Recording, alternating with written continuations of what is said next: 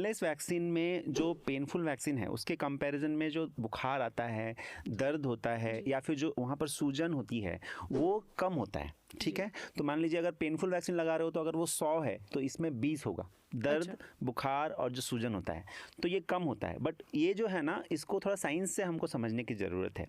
जो painless painful vaccine में difference है साइंटिफिकली, वो ये होता है कि डीटीपी वैक्सीन पे ही पेनलेस एंड पेनफुल का ये जो कॉन्सेप्ट है ये अप्लाई होता है। तो डीटीपी वैक्सीन में जब होलसेल पर्टूसिस यूज़ करते हैं, डीटीडब्ल्यूपी, अगर आप अपना वैक्सीन कार्ड उठा के देखोगे तो वहाँ लिखा होता है DTWP/DTAP। तो WP होता है होलसेल पर्टूसिस वैक्सीन, जिसमें कि ज़्यादा रिएक्शन होता है, बच्चे को बुखार ज़्यादा आता है, सूजन ज़्यादा होती है, थोड़ा दर्द होता है। ठीक है, तो इसकी वजह से बच्चा परेशान होता है। कई बार जो नए माता पिता होते हैं वो डर जाते हैं, थोड़ा चिंता करने लगते हैं। और पहले के ज़माने में इस वैक्सीन से थोड़ा बहुत झटके भी किसी किसी बच्चों को आते थे, बहुत कम बट आने के चांसेस रहते थे। तो फिर साइंस ने उसको इन्वेंट करके जो होलसेल पर्टूसिस से उसका सेल वाल निकाल के ए सेलुलर पर्टूसिस वैक्सीन निकाला, जिसको DTAP या फिर हम लेमैन्स टर्म में, मतलब साधारण जनता के लिए, जिसको हम पेनलेस वैक्सीन बोलते हैं। तो उसमें जो सूजन, दर्द और बुखार कम होता है। ये चीज़ इसमें जो बेसिक डिफरेंस है पेरेंट्स को समझने के लिए।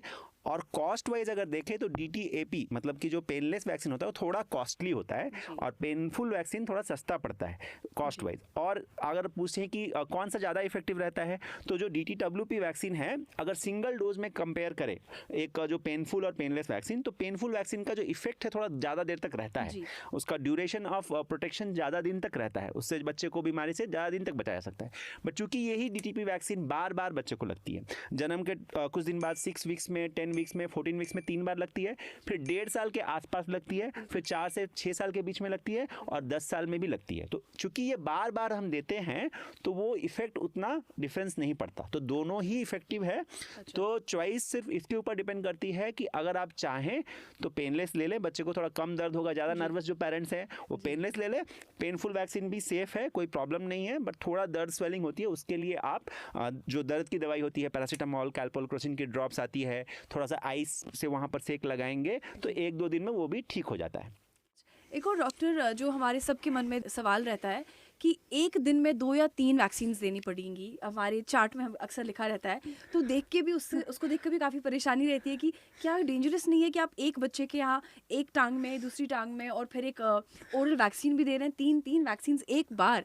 आई एम श्योर सारी मम्मियों की बैंड तो बच जाती होगी पक्का। छोटे बच्चों को वैक्सीन देने में पेरेंट्स घबराते हैं, कई पेरेंट्स देख नहीं पाते, जब हम उनको इंजेक्शन लगाते हैं तो सिर घुमा लेते हैं। तो मेरी फैमिली में भी मैंने बच्चों को जब वैक्सीन दिया तो मेरे माता पिता वो देख नहीं पा रहे उसको। तो ये होता है, डरते हैं लोग, क्योंकि बच्चा छोटा होता है, नाजुक दिखता है, और उसको जब हम वैक्सीन लगाते हैं, सुई लगाते हैं, तो लोग डर जाते हैं। तो पहले बार जब मैंने भी इंजेक्शन, बहुत साल पहले, आज से 15-20 साल पहले, जब हम ट्रेनिंग में थे तो हमको भी इंजेक्शन लगाने में लगता था यार इसको दर्द हो रहा होगा। बट ये जो है वैक्सीन, क्या साइंस जो है वो 2 वैक्सीन लगाओ या 3 वैक्सीन लगाओ, अगर वो साइंटिफिकली जो आपके वैक्सीन कार्ड में रिकमेंडेड है तो उससे ज़्यादा नुकसान कुछ नहीं होता, वो सेफ है। आप एक दिन में 3 वैक्सीन भी लगा सकते हो, कोई प्रॉब्लम नहीं है। Multiple vaccine in a day are as effective as single vaccine. तो ऐसा कुछ नहीं है कि हम सारी वैक्सीन एक साथ लगाएंगे तो बच्चों को कोई नुकसान या कोई डरने की बात नहीं है। जो शेड्यूल में है, जैसे जैसे शेड्यूल में लिखा हुआ है उस हिसाब से डॉक्टर लगाते हैं। और ये तो मतलब 1-2 बच्चे की, तो हजारों बच्चों को हर दिन लगाते हैं हम लोग वैक्सीन, तो उसमें कोई प्रॉब्लम नहीं होती। तो एक दिन में मल्टीपल वैक्सीन लगा सकते हैं, जो शेड्यूल में लिखा उस हिसाब से लगाना ठीक है।